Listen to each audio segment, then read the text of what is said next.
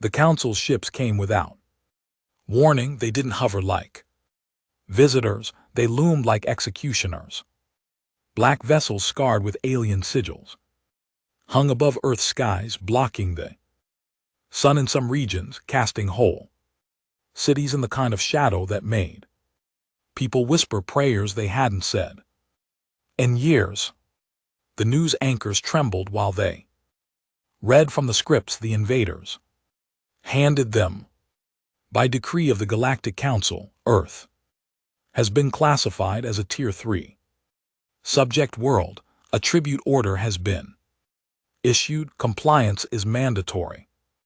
What they demanded was simple on paper. Every year, Earth would provide ships full of ore, technology, food, and even workers. Failure meant annihilation. Humanity wasn't the first to face such an ultimatum. Other species had been broken before. Some bent the knee. Others were erased, their stars burning with the ashes of rebellion. The Council expected obedience. They expected fear. They expected Earth to lower its head. Like the rest, General Alden Hargrove wasn't built for obedience. He had spent decades in the military, a man hardened by war zones long before humanity ever looked beyond its own planet. His hair was iron gray, his face marked by scars that told their own story. When the Council's order flashed across the military command centers, Hargrove stood silent, his fists curling until his knuckles whitened. His second in command, Colonel Vega, muttered, "Sir, if we refuse, we risk extermination. We're not ready for interstellar war." Hargrove's eyes stayed locked on the glowing words of the alien decree. Subject world tribute. He felt the weight of every insult those words carried. They didn't see humanity as equals, not as rivals, not even as enemies, just livestock, tools, slaves. "I didn't bury half my generation," Hargrove said slowly, his voice like gravel scraping metal, "just to hand the rest over like cattle." Vega swallowed hard. "Then what do we tell them?" The Council's representatives arrived in orbit, demanding Earth's official answer across the globe. Leaders debated endlessly, politicians choking on fear, corporations calculating profit, religious leaders calling it Judgment Day. But the Council had given a deadline, and it was running out. In the end, it wasn't the President or the UN or the CEOs that made the decision. It was Hargrove and the men like him, men who had fought and bled, who understood that sometimes survival demanded more than submission. It demanded fury. When the time came, the Council's holographic envoy projected itself above Earth's capital. Its form was a mass of shifting tendrils, a shape not meant for human eyes, but the voice was perfectly clear. "Speak your answer. Will you pay tribute, as all lesser worlds must?" Billions watched on screens, in streets, in bunkers. Hargrove stepped forward, his boots echoed like thunder in the silence. Every camera, every eye, every trembling heart was fixed on him. He didn't give a speech. He didn't waste words on explanations or negotiations. Humanity didn't have the luxury for politics. He gave them one word. No. The envoy twitched, its alien body spasming as though struck. The word spread like wildfire, carried through every broadcast, every radio, every digital line. No. The silence that followed was heavier than any weapon. For a heartbeat, even the Council's ship seemed to hesitate. Then came the sound, not of war, not yet, but of a billion voices erupting from Earth, some in terror, some in rage, some in a kind of pride they had forgotten they possessed. The council had expected compliance. They had not expected defiance, not from a Tier 3 subject world, not from creatures they considered beneath. Notice, in their arrogance, they had forgotten one truth: humanity had never known how to kneel.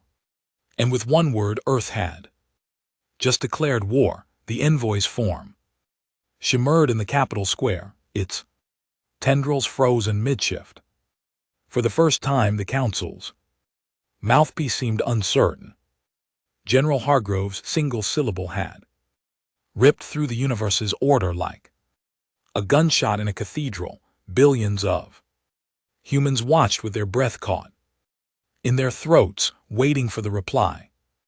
The silence stretched, then the envoy voice darkened, a guttural vibration that made the air itself tremble. You will regret this defiance. Humanity has spoken blasphemy before the council. You have chosen extinction.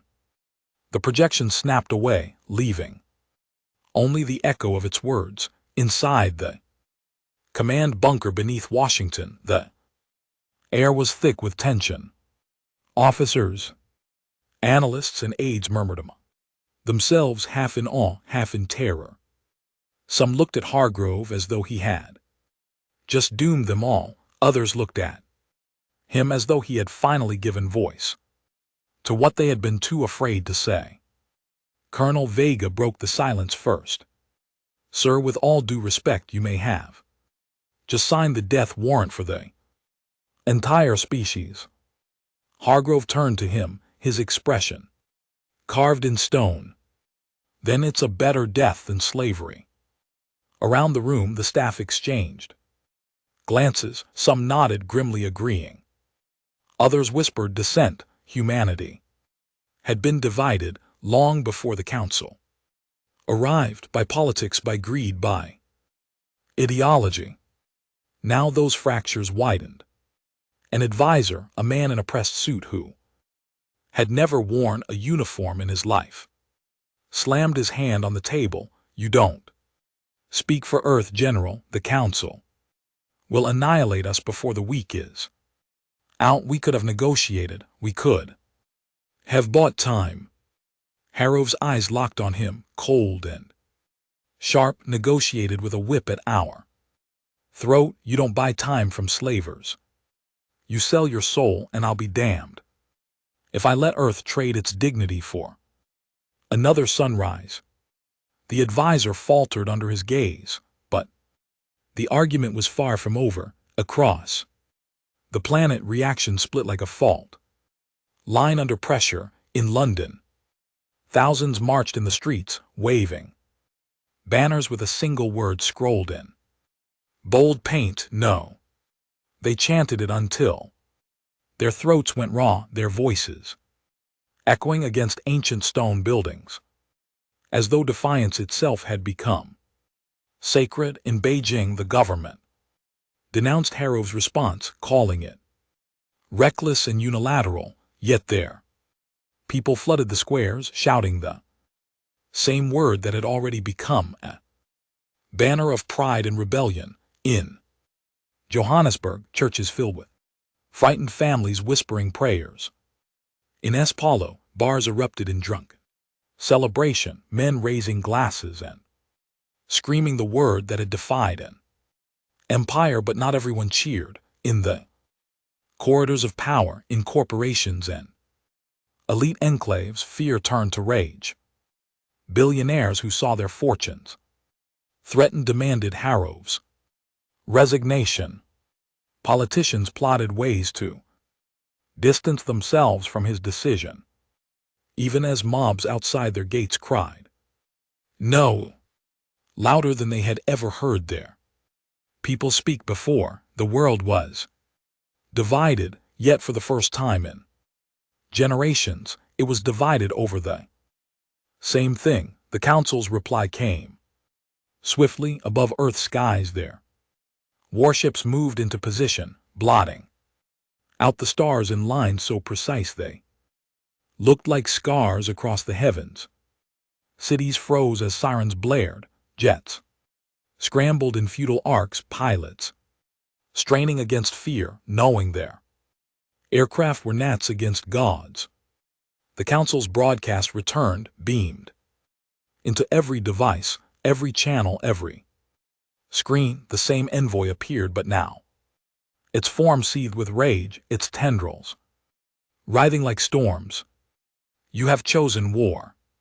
Very well, by decree of the Galactic Council, Earth shall face eradication unless it delivers unconditional tribute within 72 hours. Resistance will mean obliteration. Your cities will burn.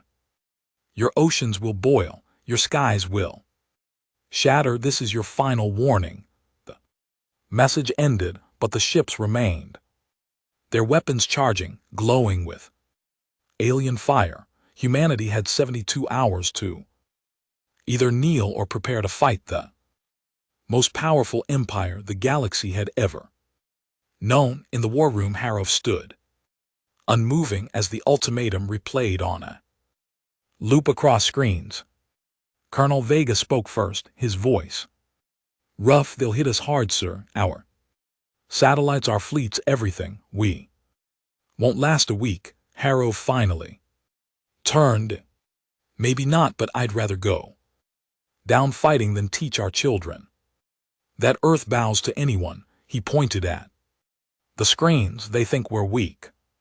They've studied our weapons, our wars, our mistakes, but they don't understand us. They don't understand that every time humanity's been cornered, we've bitten back harder than anyone expected. An engineer at the table hesitated before speaking. Sir, biting back might not be enough. Their ships can level continents. We don't have anything that can match that firepower. Hargrove's gaze hardened. Then we don't fight on their terms, we fight on ours. The first orders went out. Submarines dove into the dark, carrying nuclear payloads they had hoped would never be used. Hacker cells across the globe were mobilized, told to dig into alien signals, find weaknesses, anything. Engineers dusted off black budget projects, experimental weapons, things whispered about in defense circles but never deployed. And everywhere, ordinary men and women armed themselves with whatever they could find. Militias formed in the shadows of skyscrapers. Farmers welded makeshift armor to their tractors. Mechanics stripped cars and buses into barricades. Humanity was preparing not for victory but for survival. The Council underestimated them once. Harrow intended to make sure they never did again. Yet even as preparation surged, the fractures widened. In Geneva, a faction of world leaders convened, furious at Hargrove. They called him a warmonger, a dictator who had spoken for billions without consent. Some whispered about offering his head to the Council as tribute, believing it might appease them. Others plotted behind closed doors, trying to contact the aliens in secret, offering to negotiate separate terms if their nations were spared. The betrayal cut deep. Reports of these secret communications reached Hargrove within hours. He listened in silence, his jaw tightening with every word. They'll sell us out, Vega muttered bitterly. The same leaders who have bled our people for profit are ready to bend the knee just to save themselves. Hargrove didn't answer right away. When he finally spoke, his voice was quiet but iron hard. Then we remind them what happens to traitors in wartime. On the second night, the Council made its first move without warning. A single warship fired a lance of burning plasma into the Pacific Ocean. The blast vaporized hundreds of square miles of water, creating a wave that swallowed islands whole. Millions watched in horror as their screens showed the devastation, cities gone, coastlines erased, tens of thousands dead in minutes. The message was clear. Kneel or this will be your fate. In shelters and living rooms, families wept. Fear spread like wildfire, and yet, among the ashes, something else rose. Fury. The word no spread faster than ever before, scrolled on walls, painted on streets, carved into the rubble of broken homes. The council had shown its teeth, but it had also revealed its arrogance. Instead of breaking Earth, it had given humanity something it hadn't had in centuries: unity and rage. In the bunker, Hargrove stood before the screens showing the devastation. His eyes were red, not with tears but with fire. They think fear will break us, he said, but fear is fuel and we're about to burn hotter than they can imagine. Vega leaned in. What's the plan, sir? Hargrove stared at the war map, at the glowing ships blotting Earth's skies. His voice dropped, steady and lethal. We don't give them another word. We give them fire. The 72 hours were nearly up. Across Earth, weapons were primed, soldiers braced, civilians armed themselves with whatever they had. Humanity wasn't ready, but they were willing. And sometimes, Hargrove thought grimly, willing was all it took to make gods bleed. The third night came heavy with silence. The council's deadline ticked down. Minute by minute, second by second. Countdown broadcast on every screen like a death clock. Outside, alien warships still hung above Earth's atmosphere, vast and unmoving, blotting out stars in geometric formation. They didn't need to move. Their presence was enough to suffocate hope. In bunkers across the world, soldiers waited. In cities, families clutched each other. Across the seas, submarines crept silently, bristling with warheads designed for enemies of flesh, not titans of steel. In Washington's command bunker, General Hargrove stood in front of the glowing digital wall that mapped the skies. His uniform was creased, his face shadowed, his eyes unblinking. He hadn't slept in days, but neither had the world. Colonel Vega approached, voice low. Deadings is almost here, sir. What's the order? Hargrove didn't answer right away. He stared at the ships above, each one capable of glassing entire continents. Humanity had weapons, yes, but they were gnats throwing stones at giants. He knew this, everyone did, but war wasn't just numbers. War was will, and humanity's will had never been stronger. Launch, Hargrove said. The first strike was not meant to win, it was meant to show the council that humanity would not wait for slaughter. In the Arctic, missile silos split the frozen Earth, sending warheads screaming into the skies. In the Atlantic, submarines unleashed their payloads, streaks of fire cutting across dark water. In the deserts of Nevada, black budget rail guns fired molten metal slugs at velocities no alien sensor expected from a Tier 3 world.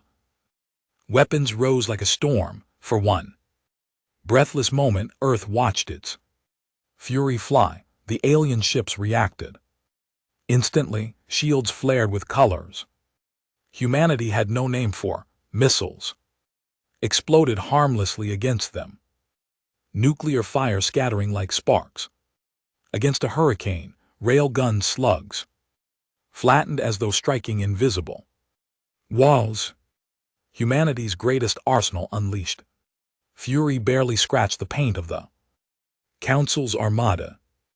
But then something unexpected.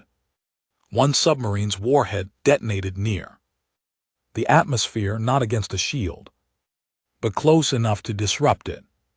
For an instant, A section of alien armor flickered, and in that instant, a rail gun slug tore through, punching a hole the size of a bus through the warship's outer hull. The explosion was small compared to the size of the ship, but it was there.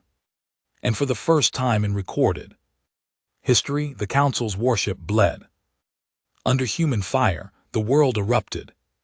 Cheers, screams, disbelief. On the streets, people shouted until their voices broke. Soldiers pounded their fists against tables for one heartbeat. The impossible had been proven. Gods could bleed. The Council's response was merciless. The damaged ship pulled back, but the others unleashed their wrath. Beams of plasma carved through the skies, vaporizing entire battalions in seconds. Cities lit with fire as if the heavens had opened with rage. The Pacific coast burned. Satellites winked out one after another as the sky became a graveyard of shattered metal. Millions died in hours. The death toll rose so fast the numbers lost meaning. Families disappeared in an instant, vaporized where they stood. But still humanity fought. Jets launched suicide runs. Hackers fed corrupted signals into alien comms, causing minor disruptions. Guerrilla fighters struck at alien landing parties that dared to test Earth's ground resistance. Every act of defiance, however small, carried the same message Harov had spoken. No, in the bunker, reports poured in faster than they could be processed. Shanghai lost. Berlin burning. Tokyo gone dark. The words stacked like stones on a grave. Vega slammed his fist on the table. We can't win this, sir. Not like this. We're throwing men into fire. For what? Pride? Hargrove turned slowly, his eyes bloodshot, his voice low. For the right to choose our own chains, or none at all. For every child that should grow up free, even if it means dying first. Vega's jaw tightened. And if the cost is all of us, then we make damn sure they remember who we were before they bury us. The room fell silent. Some officers looked away, unwilling to meet his gaze. Others nodded grimly. Across the world, the fractures deepened. In secret, certain governments attempted to send signals to the Council, offering surrender, promising tribute in exchange for mercy. But the Council didn't answer them. They weren't negotiating anymore. The Council didn't want obedience. They wanted annihilation. Earth's refusal had insulted them beyond forgiveness. Humanity wasn't just a resource now. It was an example that had to be burned so thoroughly no other subject world would dare say no. On the second day of open war, humanity discovered something else. In South America, a guerrilla strike team ambushed an alien patrol. They expected slaughter. Instead, one of their EMP devices, crude, experimental, human-made, collapsed the shields of a smaller alien craft. For several seconds, the fighters swarmed it, using explosive, small arms, anything they had. Against all odds, the craft went down, crashing into the jungle. The Council recovered it quickly, but the news spread before they could silence it. Humanity could kill them, not easily, not cleanly, but it was possible. The effect was electric. Around the world, morale surged. Suddenly, every farmer with a rifle, every mechanic with a wrench, every hacker with a laptop believed they could matter. Humanity wasn't just surviving. They were adapting. And adaptation was humanity's deadliest weapon. In Washington, Hargrove stood over a map littered with red marks representing fallen cities. Vega handed Him the latest reports. Losses are catastrophic, sir. Millions. Dead, but recruitment is up everywhere. Volunteers are flooding in. Men and women who have never held a weapon are begging to fight. Hargrove looked at the board, his face lined with exhaustion, but his voice steady. Good. The council thinks numbers don't matter. They're wrong. They've never fought humanity. They've never fought a species that would rather burn than bow. Vega hesitated. Sir, there's talk of targeting the council's shipyards on the moon. Risky. Nearly suicidal, but if we hit them. Hargrove cut him off. We don't wait. If there's a chance, we take it. Humanity doesn't win by playing safe. We win by hitting where they don't expect. That night, under cover of chaos, the first human strike team was deployed to the moon, men and women in patched together suits carrying stolen tech and human explosives slipped through gaps in the alien patrols. Their mission was simple: destroy as much as they could before they died. Council never expected it. Explosions rippled across the lunar shipyards.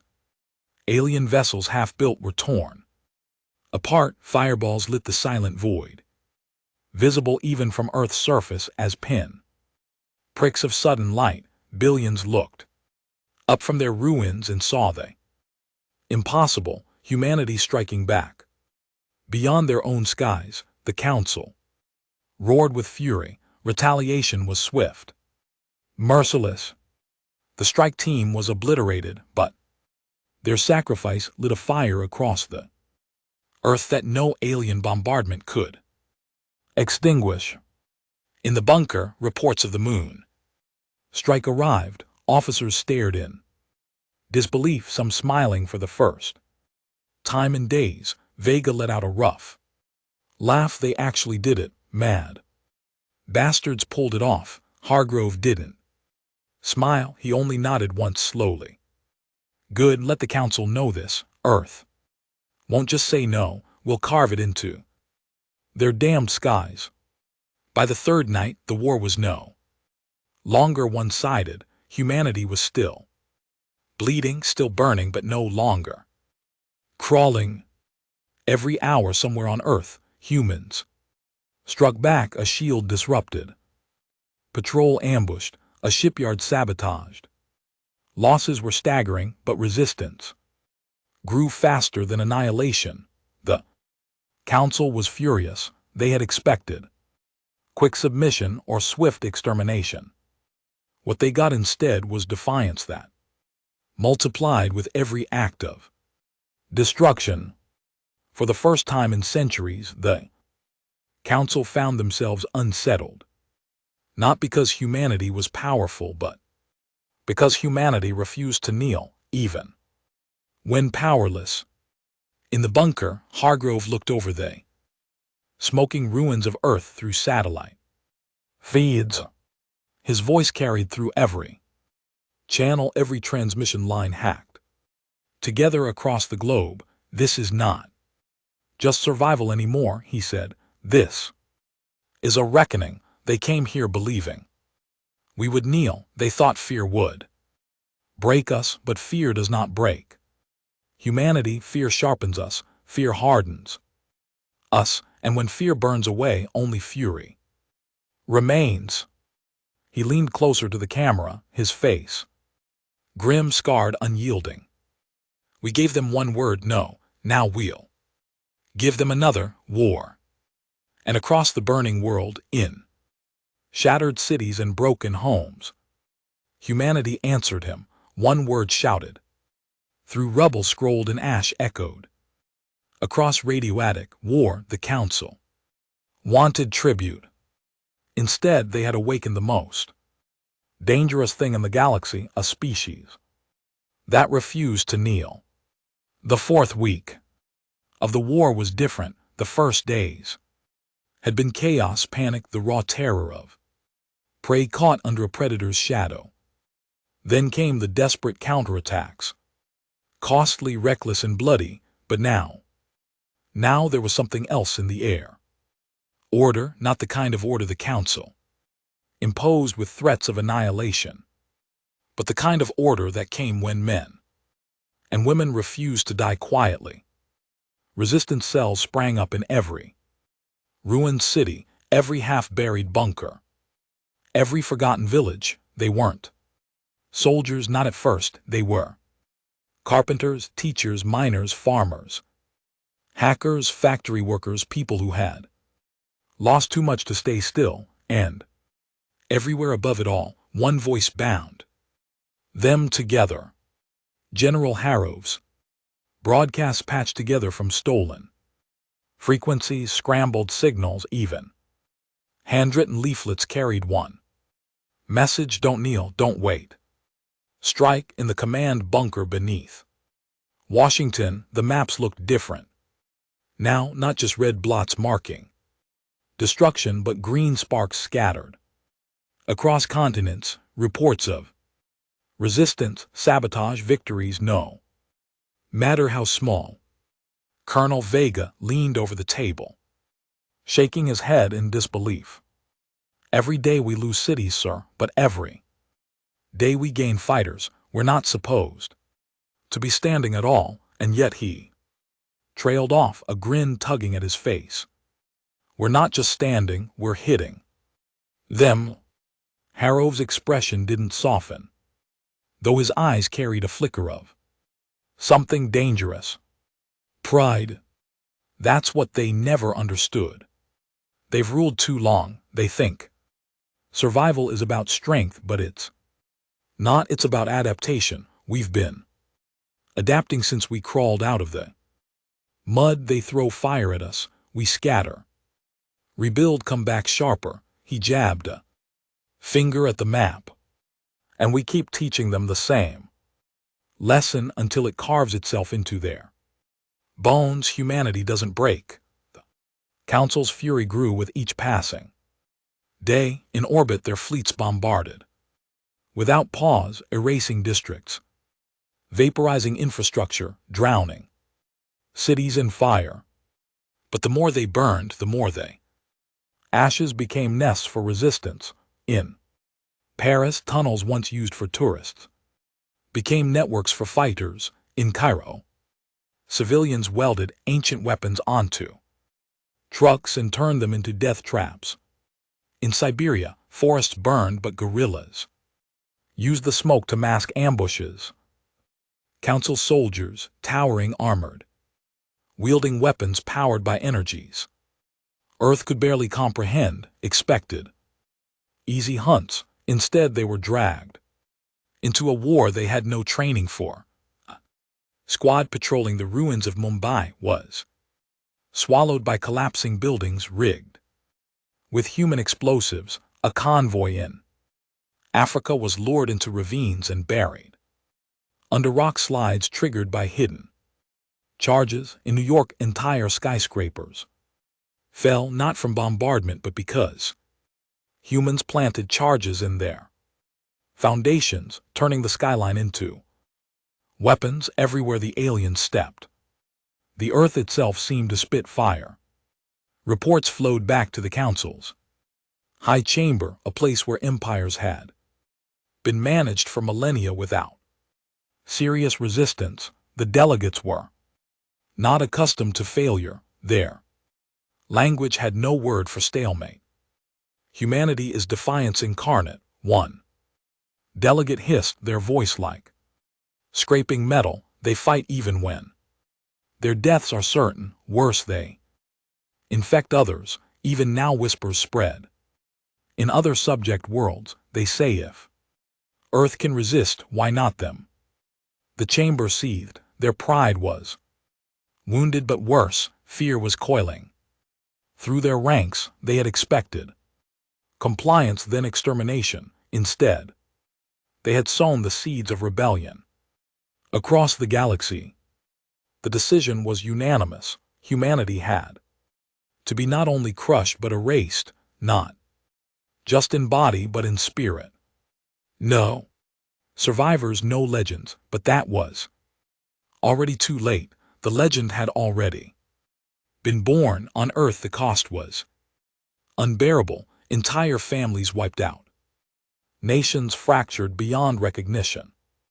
Food shortages swept continents, disease followed in the wake of devastation, and still humanity fought. A young fighter named Daniel was only 19 when his family's home in Buenos Aires was vaporized. He picked up a rifle from the ruins and never set it down. His squad ambushed alien patrols in the broken streets, striking then vanishing.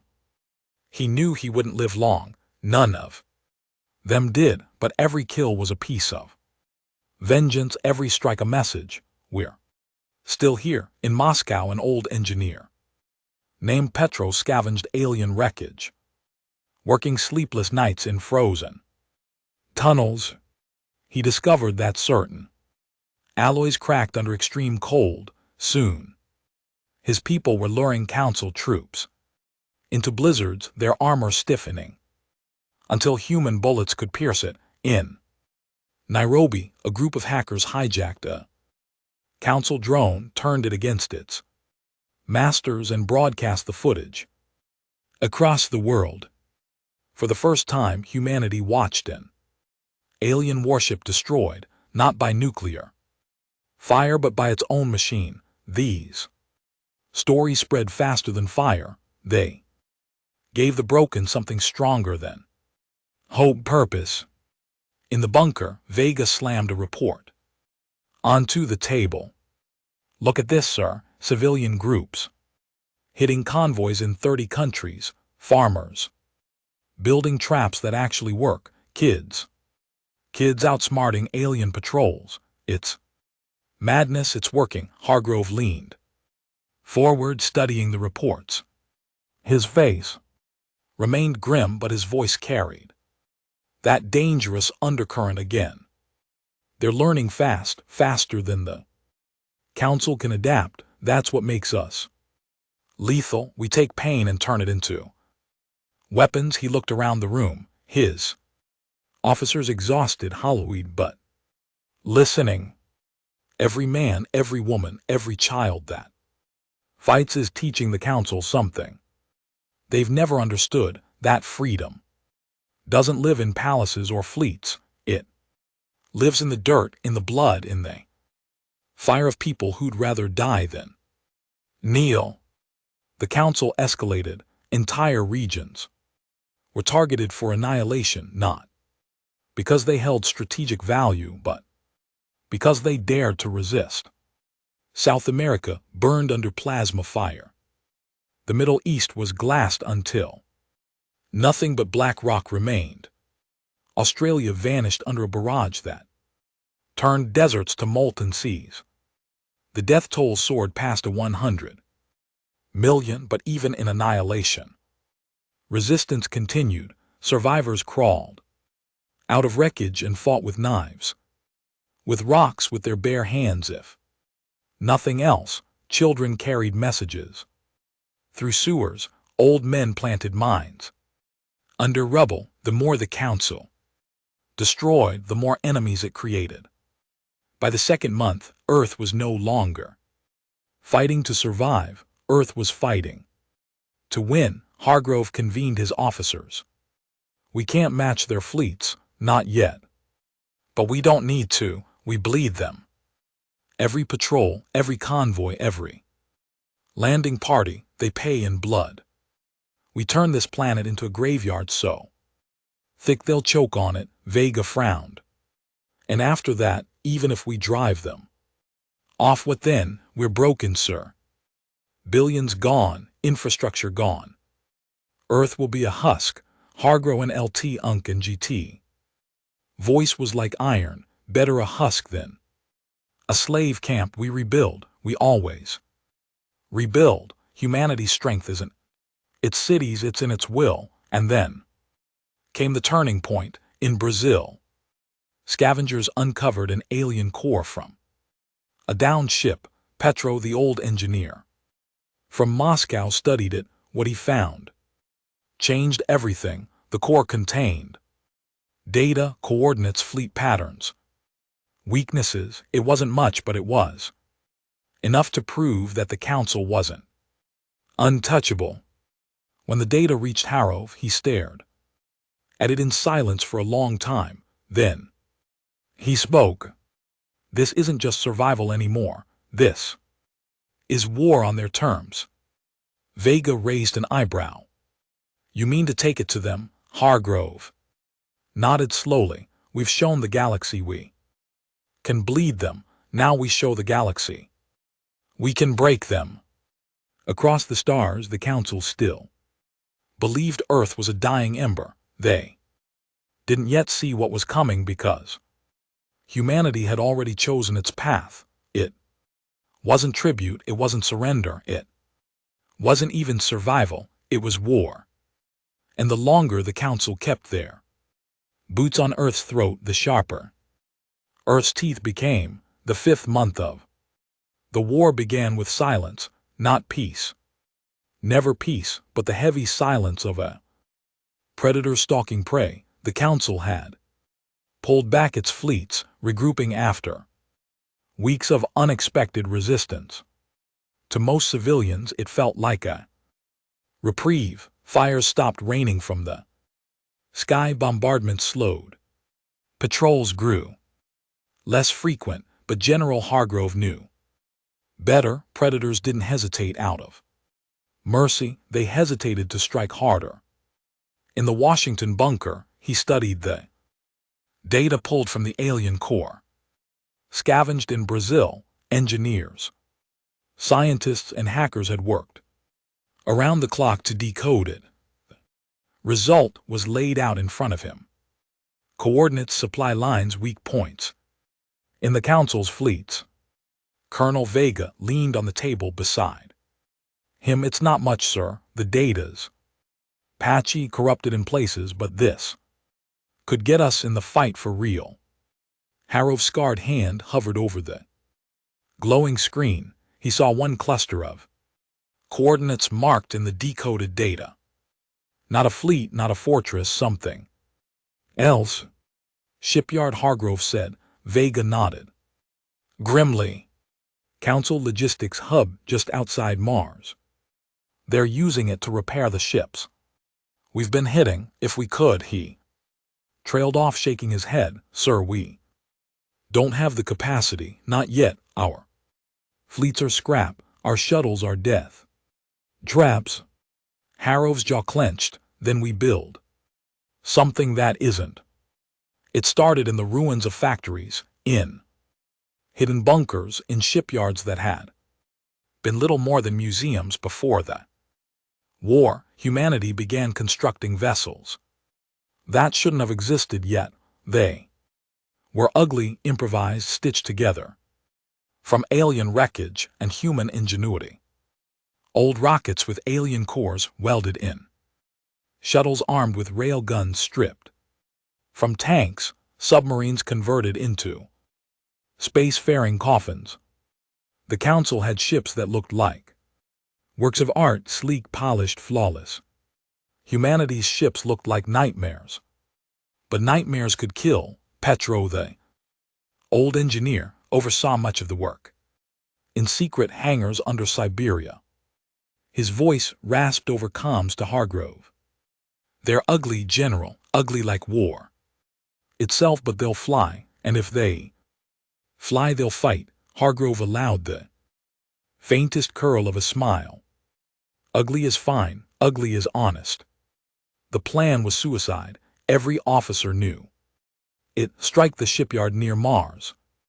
Their repairs, send a message to the galaxy. Hargrove gathered the strike force, volunteers only, pilots, engineers, Marines, every man and woman chosen knew they weren't coming back.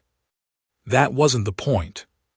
In the hangar, the ships loomed like stitched beasts. Harrov addressed them, not with ceremony, but with the blunt force of truth. You all know what this is. You're not coming home. Don't lie to yourselves. But when history remembers this day, and it will, it won't remember you as dead Men, it'll remember you as the first. Bastards who took the war off Earth's soil and shoved it down the Council's throat. His voice dropped sharp as steel. You're not dying for survival, you're dying for victory. The strike launched under the cover of debris fields. Alien wreckage littered Earth's orbit, and hidden among it, the human fleet clawed its way into space. Engines coughed and roared, shields flickered. But they moved. Against all odds they moved. The approach to Mars was a gauntlet. Council patrols swept the skies hunting for survivors, but humanity had learned. They used radio silence, cloaking fields patched from alien tech, even the shadows of asteroid. For every ship that was lost, two slipped through unseen. When the shipyard came into view, even the veterans drew sharp breaths. It wasn't a station, it was a fortress, a floating city of metal and light. Vessels the size of mountains hung docked there, scars being welded shut by swarms of drones. Supplies flowed like rivers between platforms. Colonel Vega's voice came through the comms, grim and steady. All ships, you know the plan. Hit hard, hit fast. Don't stop until you're nothing but fire. The human fleet roared into life. The first wave was chaos. Missiles streaked out. Rail guns thundered. Improvised plasma cannons spat unstable fire. Explosions lit the void as drones were shredded. Platforms cracked. Smaller ships tore apart. The Council's defenses screamed. Awake, shields flaring, turrets locking on. Human ships died by the dozen. Fireballs lit the blackness. Pilots screaming cut off mid-sentence, but they didn't stop. A converted shuttle plowed itself straight into a supply line, detonating in a firestorm that tore half the dock apart. A submarine turned vessel fired its last torpedoes before ramming a repair drone swarm, scattering burning wreckage across the station. Fighters with wings stitched from scrap danced suicide runs, taking out turrets one by one. For every human life lost, something broke, something burned, something died. And in the chaos, one ship, the ugliest of them all, Petrov's creation, slammed into the central power hub of the shipyard.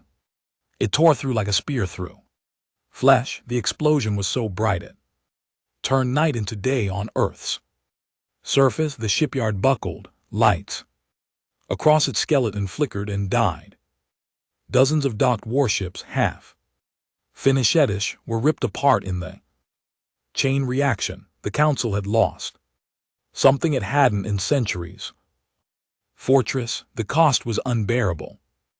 Of the human strike force, less than 10 ships limped back. Vega's vessel was torn apart in orbit. His last words a guttural laugh. Tell the bastards I said hello. But the survivors returned with proof that humanity could not only fight but win.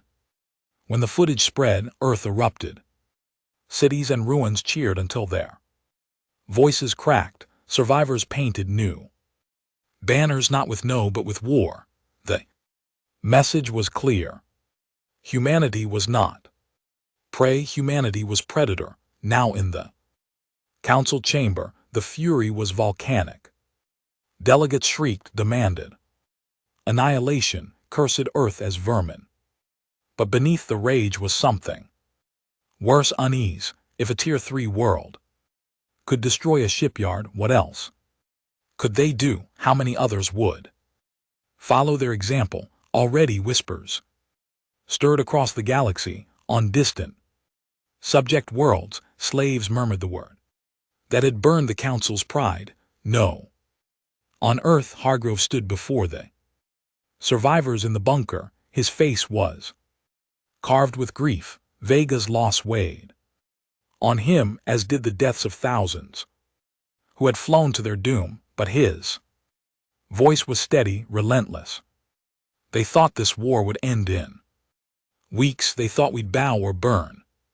Instead, we've shown them something they've never seen: fear. He leaned over the table, eyes burning with iron will. We're not just fighting for survival anymore, we're fighting for the galaxy. Because if we can defy them, others will too. And when that happens, the Council won't just lose Earth, they'll lose everything. The room was silent. Officers stared at him, some in awe, some in terror, all knowing the truth. This wasn't about Earth anymore. This was about war without end. The aftermath of Mars hung heavy in every corner of the galaxy. On Earth, survivors painted the sky with firecrackers salvaged from ruined stockpiles. They laughed, they wept, they screamed into the heavens. Against all odds, humanity had struck the unstrikable. For the first time since the war began, people believed they might live to see another dawn. But in the council chambers, there was no celebration, only fury. The delegates roared like storms, their voices echoing across halls older than humanity itself. The word no had become a curse in their language, spat like venom. The destruction of the Mars shipyard was not just a tactical loss, it was a wound to their pride, their legend, their illusion of invincibility. The council voted without dissent. Humanity was not to be pacified. Humanity was to be eradicated. The retaliation began without warning. At dawn, fleets twice the size of the first wave descended upon Earth. Warships blotted out the sky in formations so vast they looked like oceans of steel. Their weapons burned brighter, hotter, deadlier. Cities that had survived the first months were erased in seconds. Mountain ranges split apart, oceans boiled where beams lanced through them. It wasn't war anymore, it was execution. Hargrove stood in the command bunker, watching live feeds as entire continents went dark. His jaw was iron, but his eyes betrayed the weight pressing against his chest. His officers spoke in clipped voices, reports stacking faster than they could process. Chicago gone. Delhi erased, Cairo offline. Half of Europe burning. Colonel Vega was dead, but his absence was still felt like a wound. His replacement, a younger man named Ramirez, turned to Hargrove with wide, terrified eyes. Sir, we're losing everything. At this rate, there won't be an Earth to defend. Hargrove's fists clenched. Then we make damn sure there's no council left to celebrate it. The Mars strike had given humanity confidence, but it had also revealed something. Fragments of alien cores could be weaponized. Petro, the old engineer, had been working in silence with a team of scientists deep beneath the Siberian mountains. What they were building wasn't a weapon in the traditional sense, it was a monster.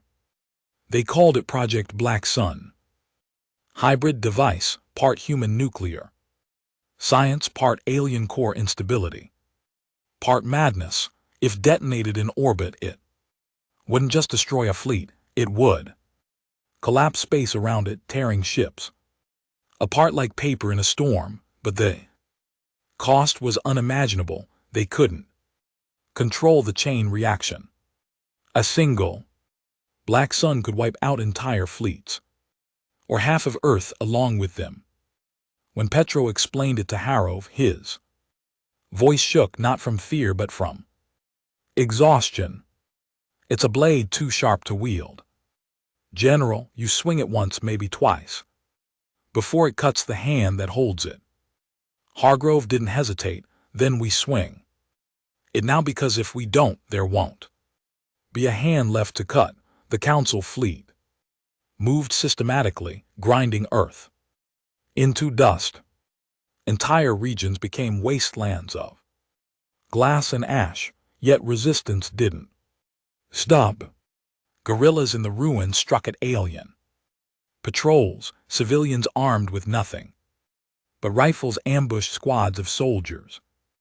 Hackers sent viruses into council comms, filling their networks with a single word. No, it wasn't enough. The council pressed harder, sensing victory. Their commanders boasted that humanity would be erased within weeks, and then the sky lit with fire. The first black sun was deployed above Africa, hidden among debris fields. A converted shuttle carried the weapon into orbit. Its pilot, a man named Harris, knew he would never return. His last words, broadcast to every open frequency, were raw and simple. This is for all of us. Light them up. The black sun detonated. Space itself seemed to scream. The explosion wasn't fire, it was distortion, reality twisting and tearing. Council warships, caught in the blast, ripped apart in silence, their shields collapsing, their hulls folding in on themselves before vanishing into nothingness. Dozens of ships, giants that had towered above Earth, were erased in seconds. For one moment, Earth's skies were clear. The world roared. In bunkers, in ruins, in shelters, humanity screamed in triumph. They had done the impossible again, but the cost was brutal. The distortion ripped into Earth's atmosphere, spawning storms, earthquakes, and tidal waves that crushed thousands more lives. Harrov stood over the reports, his face like stone. Ramirez spat. We can't keep doing this. We're killing ourselves just as fast as we're killing them. Hargrove's voice was cold. Better to die on our feet than on our knees. The council was shaken. Their fleets had suffered a blow they couldn't dismiss. Delegates screamed for escalation, for bringing in weapons long forbidden even among their kind, but beneath the ray was fear. They had unleashed everything on Earth: fire, fleets, annihilation. Yet the humans still fought, still bled. Them still found ways to twist weakness into strength. What terrified them most wasn't the black sun, it was what the black sun represented, that humanity was willing to burn the galaxy itself if it meant not kneeling. As weeks passed, more black suns were built, each one a gamble, each one deployed only when defeat seemed certain. They tore through fleets, but every detonation crippled Earth further. Skies burned red, storms raged endlessly. Forests turned to deserts overnight. Earth was winning battles, but losing itself. Ramirez confronted Harrov one night, slamming his fist on the table. Sir, we can't keep this up. We'll kill the planet before they do. What good is victory if there's nothing left to save? Harrov's eyes, hollow but unyielding, locked on him. Victory isn't about saving Earth anymore. It's about killing the idea that anyone can own it. Ramirez fell silent. He hated it. He hated every word, but deep down he knew the general was right. In the ruins of New York, fighters scrolled messages on broken walls: for Chicago, for Tokyo, for my family. And everywhere the same word burned: war. Children carried rifles too heavy for them. Old men set traps with shaking hands. Mothers marched with grenades strapped to their belts. The council had come to erase a species. Instead, they had forged a weapon stronger than fleets or fire. They had forged unity. But Petro came to Hargrove with a warning. His face was pale, his voice breaking. General, the cores, they're unstable. Every black sun brings us closer to collapse, not just Earth, space itself We could tear open something we can't. Close, a wound that swallows everything. Hargrove listened in silence, his scarred hands folded on the table. When Petro finished, the old general leaned back and spoke quietly. Then we make sure if we tear it open, the council goes in first. The council fleets regrouped for a final strike, thousands of ships enough to glass Earth 10 times over, massed above the atmosphere. They weren't here to fight, they were here to finish it. Humanity stood at the edge of extinction. The bunkers were cracked. The armies were thin. The planet itself groaned under the strain of war, and still Hargrove's voice echoed across every broadcast, raw and unflinching. They think this is the end. They think they've broken us. But listen well, we are not fighting for tomorrow, we are not fighting for survival, we are fighting for the right to look them in the eye as we drag them into hell with us. He paused, his eyes hard as iron. Let the council learn one last truth before the stars themselves burn. Humanity doesn't kneel. Humanity doesn't break. Humanity takes everything you throw at it and throws it back harder. The world erupted in cheers, screams, tears. Even in the ruins, even in the ashes, people lifted their heads and whispered the word that had become more than defiance. No, the sky above Earth no longer looked like a sky. It was a wound. Where clouds had once drifted, storms of ash churned endlessly, black and red, stained by fire from council bombardments and the aftershocks of the Black Sun detonations. The oceans boiled with strange tides. The forests were cinders, cities skeletons. The earth itself groaned like it wanted to die, but humanity was still alive, battered, broken, starving, but alive. And they were no longer just surviving, they were sharpening their knives for the throat of the galaxy. In the Siberian bunker, Petrov stood beside Hargrove, his thin hands trembling over the schematics of something bigger, darker, more dangerous than all their black suns combined. His voice was ragged, his eyes hollow from months without sleep. This is the last one, General, the final core. We pushed it too far.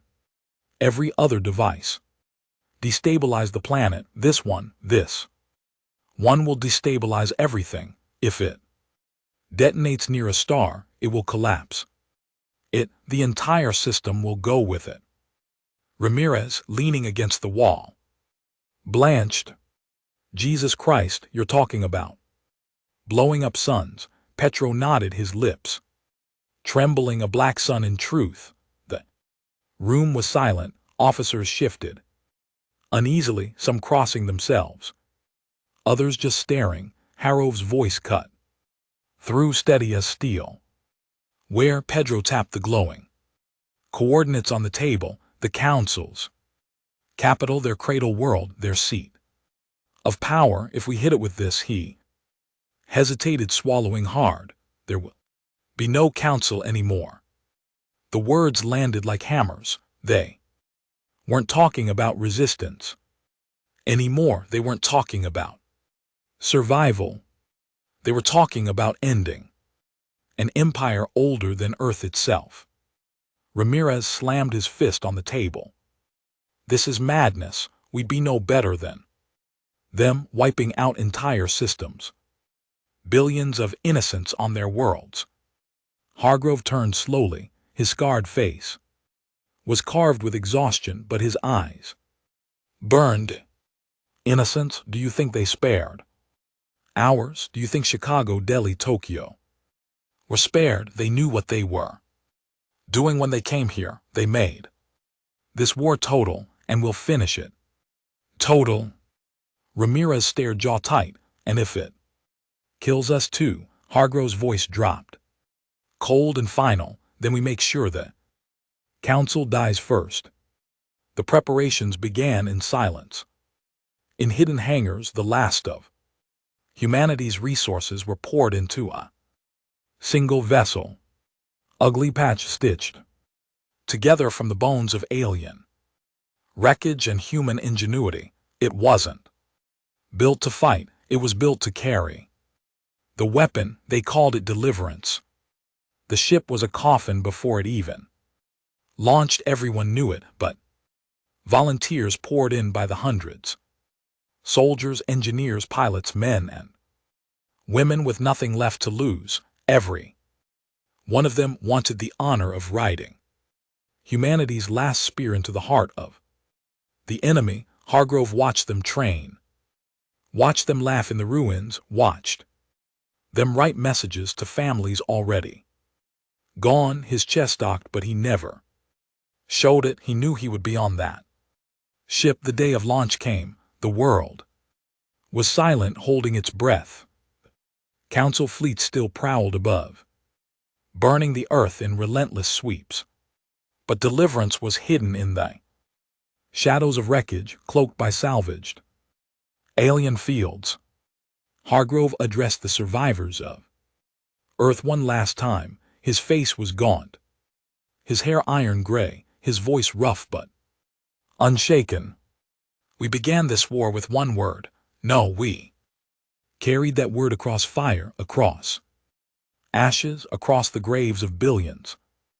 And still here we stand. He leaned closer, eyes hard as iron. Today we carry another word into the heart of the Council. Never, never again will they own another world. Never again will they demand tribute. Never again will they call themselves gods. His voice rose, thunder rolling through static. If we burn, they burn with us, and when they stars remember us, they will remember one truth: humanity doesn't kneel. The cheers were weak, broken by hunger and grief, but they were real. The journey began. Deliverance slipped past Earth's orbit, hidden in the fields of wreckage. The crew spoke little. They knew they weren't coming back. Instead, they carved names into the steel walls, the names of everyone they'd lost. Families, friends, cities, even pets. The walls became a graveyard of memory, carried into the stars. Hargrove sat in the command chair, his hand steady on the controls. Ramirez stood at his side, his protest silenced by duty. Petro worked feverishly in the reactor chamber, coaxing the unstable core to life. For weeks they drifted through asteroid belts, through voids of silence. Council patrols loomed, but they passed unseen, their cloaking fields holding. Every day the crew whispered the same mantra: never again. Then one night in the black, the Council capital system appeared. It was a jewel of light, a world wrapped in shining cities, fleets orbiting like a crown. The Council's pride, their power, their throne. Hargrove stared at it through the viewport, his face unreadable. For the first time in months, Ramirez broke the silence. It's beautiful. Harrow's voice was quiet but hard, so was Earth. The alarm screamed as Council patrols detected them. Fighters surged from the fleet, sleek and endless, weapons blazing. Deliverance roared forward, its patchwork guns spitting fire. Human fighters launched in desperate waves, holding back the enemy for precious seconds. One by one they were torn apart, their deaths lighting the void with fire. The ship shook under bombardment. Consoles exploded. Men and women screamed as hull breaches tore through the decks. Petrov's voice crackled through the comms, frantic: the core is unstable. We need to detonate now or we'll lose it. Hargrove gritted his teeth. Not yet. Closer. Deliverance plunged through the fleets, fire ripping across its hull. Fighters rammed alien ships in suicide strikes. Crewmen threw themselves into breaches. sealing them with their own bodies. Every second bought was paid in blood. At last the capital world loomed before them, the council's cradle shining, untouched by war for millennia. Harov's voice was a whisper. Now, in the reactor chamber, Petro's old hands moved with final precision. He pressed the sequence, his eyes wet, his lips trembling as he whispered a prayer. In Russian, the core screamed, light spilling like a sun being born. The alarms rose to a shriek. Ramirez shouted over the comms. Core overload in 10 seconds. Harov stood from his chair, looking out at the council's throne world. His face was calm, carved from iron. He spoke one last time, knowing the galaxy might hear him. You should have left us alone. And then the world lit with fire. Black sun detonated, not fire, not plasma, something worse, space itself tore open, light twisted, stars bent, fleets shattered like glass. Council's capital world was swallowed in silence, its shining cities folding into the void. Thousands of ships burned, then vanished. The core collapsed, and with it the heart of an empire. Deliverance was gone. Harov was gone. Petrov, Ramirez, the crew gone. But so was the council on Earth. Survivors watched the feeds in stunned silence. Then slowly the realization spread. Cheers erupted through the ruins, cries of triumph mixed with sobs of grief. Humanity had done the impossible. They had killed gods, but the victory was not clean. The detonation had rippled across space, tearing at the fabric of the galaxy. Wormholes opened, storms raged.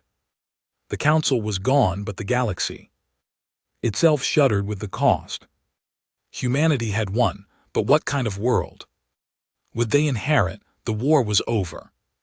The council was gone, its fleets shattered, its throne world swallowed by the black sun, the empire that had ruled the stars for millennia had been annihilated in a single act of defiance. But the victory tasted like ash.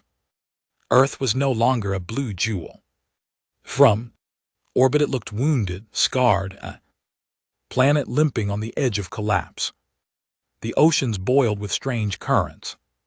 Skies were stained red with storms that never ceased. Cities were hollowed out. Skeletons, monuments of glass and rubble. Billions were dead, whole nations erased, forests gone, rivers poisoned, farmland turned to wasteland. The survivors, numbered in the millions, now scattered across bunkers, ruins, caves, and shelters, yet they were alive, and in their survival there was something terrible and unyielding. Pride. Ramirez had not died on Deliverance. He'd been thrown clear and a crippled fighter before the black sun detonated, his escape pod drifting back to Earth. Weeks later, he carried Hargrove's last orders like scripture burned into his mind. Now he stood where the White House had once been, nothing but shattered marble around him, and addressed the survivors through cracked transmitters.